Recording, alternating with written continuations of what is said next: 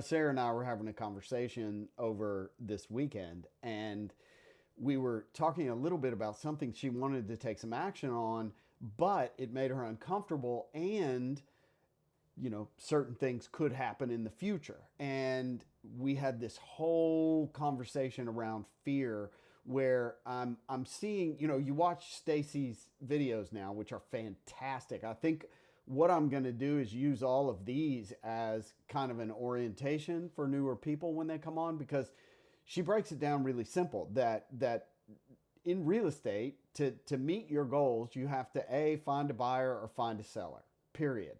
Everything starts with that. And then she goes through all of the checklists, everything you need. And then this week is all you need to do leading up to a listing, which is amazing. But in my conversations with Sarah, I was like, you can't let fear paralyze you, because you then 100% ensure what happens in the future if you do nothing based on the fear of what may happen.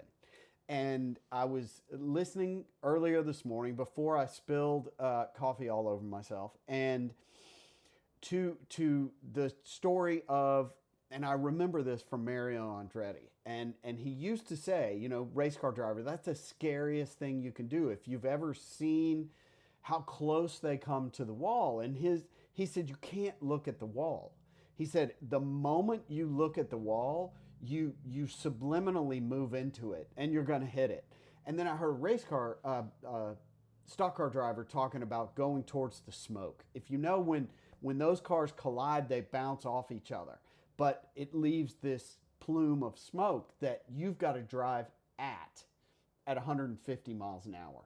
And he was like, you can drive.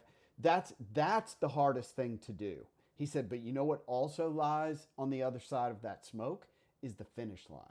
And I've seen a lot of us starting to get into our own heads, because January's been a little slow for some, slower than other months. And the fact is that inventory is starting to rise a bit. We're seeing some price concessions, and things just haven't unlocked, especially with mortgage rates above 7. So as we move through, don't let that fear keep you from finding a buyer or finding a seller.